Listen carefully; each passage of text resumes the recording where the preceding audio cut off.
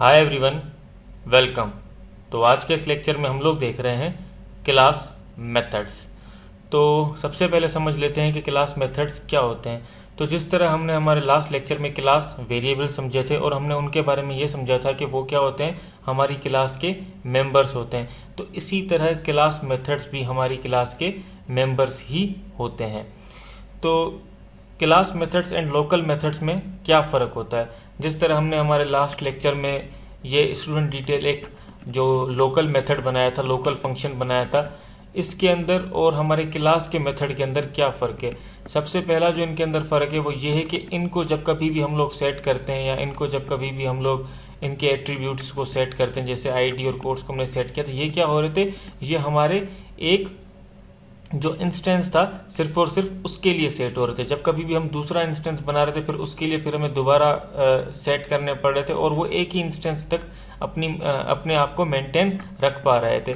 जिस तरह हमने यहाँ पे सेट किया था, एक स्टूडेंट की आईडी सेट की थी 25 और उसका पाइथन सेट किया था, तो ये सिर्फ एक इंस्टेंस के लिए था। जब फिर हमने दूसरा इंस्टेंस बनाया तो इसके लिए दोबारा हमें यहाँ सेट करना पड़ा। लेकिन ये जो लोकल हमारे मेथड्स थे, लोकल फंक्शंस, ये पूरी क्लास के लिए सेट नहीं हो पा रहे थे, क्योंकि ये क्लास के फंक्शंस क्लास के मेथड्स तो थे नहीं। क्लास मेथड्स को आप क्लास फंक्शंस भी कह सकते हैं। तो इनका जो स्कोप है वो एक इंस्टेंस तक ही होता है, पूरी क्लास के लिए नहीं होता। मतलब ये कि अगर हम इनके ज़रिए, मतलब अगर हम इनके, जैसे कि हमारा क्लास का वेरिएबल कौन सा था, ये यूनिफॉर्म वेरिएबल था। तो हमने क्लास वेरिएबल वाले सेक्शन में ये देखा था कि अगर हम इस यूनिफॉर्म वेरिएबल को क्लास के साथ भी एक्सेस कर सकते हैं एंड देन इस क्लास के इंस्टेंस बनाकर भी एक्सेस कर सकते हैं। फिर उसमें हमने ये भी देखा था कि जब हम इस क्लास के वेरिएबल को क्लास के साथ यूज़ करते हुए, क्लास के साथ कॉल करते हुए इसकी वैल्यू को जब चेंज कर रहे थे तो वो पूरी क्लास के लिए भी चेंज हो रही थी, और जब कभी भी इस क्लास का फिर इंस्टेंस बन रहा था वो उन पर भी चेंजेस रिफ्लेक्ट हो रही थी, वो उनके लिए भी चेंज हो रही थी। बिल्कुल इसी तरह हमारे पास क्लास फंक्शंस भी होते हैं। जब क्लास फंक्शंस को यूज़ करते हुए हम अपने क्लास के एट्रीब्यूट्स को चेंज करते हैं, अपडेट करते हैं, तो वो पूरी क्लास के लिए भी अपडेट होते हैं एंड बाकी जितने भी हम उसके क्लास के इंस्टेंस बनाते हैं तो वो उनके लिए भी वैल्यू क्या होती है, चेंज हो जाती है। वेरिएबल्स चेंज हो जाते हैं, एट्रीब्यूट्स चेंज हो जाते हैं। लेकिन हमारे जो लोकल जो मेथड्स होते हैं, लोकल फंक्शंस होते हैं, उनके ज़रिए अगर हम कोई भी एट्रीब्यूट्स सेट करते हैं तो वो सिर्फ और सिर्फ एक इंस्टेंस के लिए सेट होते हैं, पूरी क्लास के लिए नहीं होते। और जब कभी हम दूसरा इंस्टेंस बनाते हैं तो वो उनके लिए भी सेट नहीं रहते, हमें दोबारा से सेट करने पड़ते हैं, जिस तरह हमने अपने यहाँ पे इन लोकल वेरिएबल्स के लिए किया था, जिस तरह हमने आईडी और कोड्स के लिए किया था। जब कभी भी हम इस क्लास को कॉल कर रहे थे तो हमें क्या करना पड़ रहा था, हमें इनको अगेन एंड अगेन सेट करना पड़ रहा था। तो आइए अब देखते हैं कि जो क्लास के जो मेथड्स होते हैं, क्लास फंक्शंस, इनको बनाते किस तरह है। तो हम सिंपली इस जगह पे क्या कर लेते हैं, सबसे पहले हम ये देख रहे हैं, हमें इनके लिए डेकोरेटर जो होते हैं उनको यूज़ करना पड़ता है। तो आप अभी तक हमने डेकोरेटर्स देखे नहीं है कि ये किस डेकोरेटर्स जो हैं वो किस तरह यूज़ होते हैं एंड कौन कौन से डेकोरेटर्स हमारे पास होते हैं। तो ये हम आगे के लेक्चर्स में देखेंगे। तो अभी के लिए हम सिर्फ क्लास मेथड्स को समझ रहे हैं, तो हम अभी इनके लिए ही मतलब जो है डेकोरेटर को यूज़ करेंगे। और इनके लिए कौन सा डेकोरेटर किया जाता है, हमने कहा @ एंड देन हमने कह दिया क्लास मेथड। इनके लिए क्लास मेथड @ क्लास मेथड एक डेकोरेटर है, वो यूज़ किया जाता है क्लास मेथड को बनाने के लिए। तो इसके नीचे हम क्या कर लेते हैं, अब हम वही सेम डिफ को यूज़ करेंगे एंड इसका कोई भी नाम दे देंगे। लाइक अब हमें, क्योंकि हमारे पास जो अपना क्लास का जो क्लास वेरिएबल है वो यूनिफॉर्म है, तो हम इस फंक्शन का नाम भी कोई मीनिंगफुल रख लेते हैं, जैसे कि हम कह देते हैं सेट एंड देन यूनिफॉर्म। हमने कह दिया सेट यूनिफॉर्म एंड देन इसको हमने पैरेंथेसिस पास किया। अब अगर आपने नोटिस किया हो इस जगह, तो अब हमने जब ये मेथड बनाया तो अब हमारे पास इस जगह सेल्फ नहीं आया। जिस तरह हमारे पास ये स्टूडेंट डिटेल्स बनाने पर अस खुद सेल्फ आ गया था, और ये इनिट फंक्शन, इनिशियलाइज जो फंक्शन था इनिट, वो बनाने पर हमारे पास यहाँ डायरेक्ट सेल्फ आ गया था। अब हमारे पास ये नहीं आया, बल्कि अब जब हमने इसे यूज़ करा तो हमारे पास डायरेक्ट CLS मतलब क्लास आ गया। तो आप सोच रहे होंगे शायद ऐसा क्यों हुआ। तो ऐसा इसलिए हुआ क्योंकि ये जो हमारे पास मेथड्स जो कि हमने इससे पहले डिस्कस किए थे, क्लास मेथड से पहले ये वाले जो मेथड्स थे, ये एक इंस्टेंस के लिए होते हैं, ये लोकल वेरिएबल लोकल मेथड्स होते हैं, ये एक इंस्टेंस के लिए ही काम करते हैं। तो ये एक इंस्टेंस के लिए ही एट्रीब्यूट्स को सेट करते हैं, ये क्लास के लिए नहीं करते। इसी वजह से, और ये सेल्फ जो है ये रिप्रेजेंट करता है आपके करंट इंस्टेंस को या करंट ऑब्जेक्ट को, ये आपकी क्लास को रिप्रेजेंट नहीं करता। तो इसी तरह जब कभी हमने क्लास मेथड बनाया तो हमारे पास यहाँ CLS आ गया, क्योंकि ये क्लास का मेथड है, इसलिए इसके यहाँ पर सेल्फ नहीं है बल्कि CLS है। अब शायद आप यहाँ पर ये सोच रहे हो कि यहाँ CLS ही क्यों है, पूरा क्लास लिखा हुआ क्यों नहीं है। वो इसलिए क्योंकि क्लास एक कीवर्ड जो है वो ऑलरेडी डिफाइन है किसी और मकसद के लिए, और वो मकसद कौन सा है हमें पता है कि वो क्लास क्रिएट करने के लिए यूज़ होता है। जब कभी भी हम कोई क्लास क्रिएट करते हैं या नहीं बनाते हैं तो उसके लिए हम क्लास यूज़ करते हैं। तो अगर हम यहाँ भी वही यूज़ करते तो इनकी एक सेम मीनिंग नहीं होती, क्योंकि ये इनके पर्पस डिफरेंट है। तो इसलिए इन्होंने यहाँ पे क्या है, शॉर्ट करके CLS हमें पास दिया, और यही एक स्टैंडर्ड है। लोकल जो हमारे पास इंस्टेंसेस होते हैं उनके लिए हमारे पास सेल्फ आता है, यही एक स्टैंडर्ड है। एंड क्लास मेथड्स के लिए जो आता है वो हमारे पास CLS आता है, और यही स्टैंडर्ड है जो चलता हुआ आ रहा है। तो आप भी इसी को ही फॉलो करें, ये मेरी एक तजवीज़ है आपको। अब हमारे पास ये फंक्शन जो है वो बन गया है। अब हम क्या कर सकते हैं, अब हम ये भी कह सकते हैं कि अब हम क्या करते हैं, जिस तरह हमने यहाँ पे इन सब को जब चेंज कर रहे थे या एक्सेस कर रहे थे, तो हम जिस तरह हमने यहाँ पे एट्रीब्यूट सेट किए थे इस इनिट के अंदर, तो हम self.id करके self.quotes करके से, अब यहाँ पे हम क्या करेंगे आपको पता है हम क्या करेंगे, हम CLS डॉट एंड देन हम कहेंगे यूनिफॉर्म। क्योंकि अब इसने यूनिफॉर्म को क्यों आइडेंटिफाई किया, क्योंकि इसे पता है ये क्लास का वेरिएबल है। हमने कहा CLS dot uniform and then हम इसके अंदर कह देते हैं लाइक हम अब इसके अंदर हम सेट करते हैं किसे, अपने उस यूनिफॉर्म को, और अब हम इसकी वैल्यू रख लेते हैं लाइक हम अब कह देते हैं इसको न्यू यूनिफॉर्म। हम कहते हैं ये हमारी न्यू यूनिफॉर्म है समझने के लिए, और हम इसे सेट कर देते हैं। तो इस तरह हमने इसे सेट कर दिया। तो अब हमने इसे सेट तो किया, ठीक है, लेकिन अब जब कभी भी इस फंक्शन को हम कॉल करेंगे तो इस यूनिफॉर्म क्लास का जो वेरिएबल था जो कि यूनिफॉर्म था, इसकी जो वैल्यू थी वो खुद न्यू यूनिफॉर्म में चेंज हो गई। हम इस तरह भी कर सकते हैं, और अगर हम चाहें तो इस यूनिफॉर्म की जो वैल्यू थी इस फंक्शन को कॉल करवाते वक्त पास भी कर सकते थे। हम कैसे कर सकते थे, हम यहाँ पे पास करवा सकते थे लाइक यूनिफॉर्म, ठीक है। एंड इसके अंदर अब हम क्या करा सकते थे, इसको न्यू यूनिफॉर्म के बजाय डायरेक्ट इसको पास कर सकते थे, हम ऐसा भी कर सकते थे। तो अब ऐसा समझ लेते हैं ऐसा किस तरह करते हैं। हमने एक क्योंकि हमारा जो फंक्शन मेथड है क्लास मेथड वो बन चुका है, तो आइए इसे देखते हैं कि इसे यूज़ किस तरह करते हैं। तो हम सबसे पहले क्या कर लेते हैं, इन सब को कमेंट कर देते हैं ताकि जो है वो कॉम्प्लेक्सिटी जो है वो रिड्यूस हो सके। हम इस स्टूडेंट के ऑब्जेक्ट को अपना इंस्टेंस को रहने देते हैं, और बाकी जितना कुछ भी हमने प्रिंट करवाया उसे हम क्या कर देते हैं, हाल फिलहाल के लिए कमेंट कर देते हैं। हमने सब कुछ कमेंट कर दिया, और अब हम यहाँ पे क्या करते हैं, सबसे पहले हम क्या कर लेते हैं, अब हम इस फंक्शन हमारे फंक्शन को कॉल करवाते हैं जो हमने बनाया था सेट यूनिफॉर्म के नाम से। हम क्योंकि ये हमारी क्लास का फंक्शन है तो हम इसे डायरेक्ट क्लास के साथ ही यूज़ कर सकते हैं। जैसे कि हमारी क्लास का नाम क्या है हमें पता है स्टूडेंट, हमने कहा स्टूडेंट एंड देन हमने डॉट लगा के कॉल करा किसे, सेट यूनिफॉर्म को, और इसके अंदर हमने क्या कर दिया, हमने अपनी यूनिफॉर्म का कोई भी वैल्यू यहाँ पे पास कर देते हैं। लाइक हमने यहाँ पे कह दिया न्यू यूनिफॉर्म। अब हमने यहाँ से यूनिफॉर्म पास कर दी, एंड वो इस एट्रीब्यूट के ज़रिए आके डायरेक्ट यहाँ पे सेट हो जाएगी। और ये अब इसके पास क्योंकि आपको याद हो जब इस लोकल मेथड के ज़रिए जब इनको अपडेट कर रहे थे, हमने लास्ट लेक्चर में देखा था, हम जब यूनिफॉर्म को अपडेट कर रहे थे तो ये क्या एक ऑब्जेक्ट के लिए अपडेट हो रही थी, आपको याद हो तो S के लिए हो रही थी, फिर S2 के लिए अगेन हम कर रहे थे। लेकिन अब क्योंकि ये एक क्लास के फंक्शन के ज़रिए हमने इसे यूज़ किया है, तो अब ये दोनों के लिए हो जाएगी, सिर्फ एक के लिए नहीं होगी। ये मतलब हम जब कभी इनका ऑब्जेक्ट बनाएंगे तो ये उनके लिए भी सेट हो जाएगी। अब हम एक काम कर लेते हैं, हम इसको इसके बाद बना लेते हैं ताकि कोई भी कॉम्प्लेक्सिटी ना हो, और इसको इसके बाद बना लेते हैं। हमने कहा S एंड देन हमने इक्वल्स टू, और हमने कह दिया स्टूडेंट, और हम इसकी ID पास कर देते हैं लाइक 25 जो जैसा कि हमारे पास पहले था। ठीक है। और अब अगर मैं इसको रन करता हूँ तो आप क्या देखेंगे कि हमारे पास जो है वो ये सेट तो हो जाएगा, और अपना ये जो है ये इसको हम प्रिंट किस तरह करा सकते हैं, क्योंकि हमारे पास जो यूनिफॉर्म है वो क्या है, वो एक क्लास का वेरिएबल। अब ये क्लास के वेरिएबल को ही अपडेट कर देगा, तो हम इसके अंदर इस फंक्शन के अंदर भी चाहते तो इसको प्रिंट करा सकते, लेकिन हम असल में इसका ये देखना चाहते हैं कि ये किस तरह उसको अपने क्लास वेरिएबल को ये फंक्शन ही किस तरह चेंज कर देता है। तो हम बाहर ही प्रिंट कर देते हैं प्रिंट, और हम डायरेक्ट क्लास के साथ कहते हैं print student dot and then हमने कह दिया यूनिफॉर्म।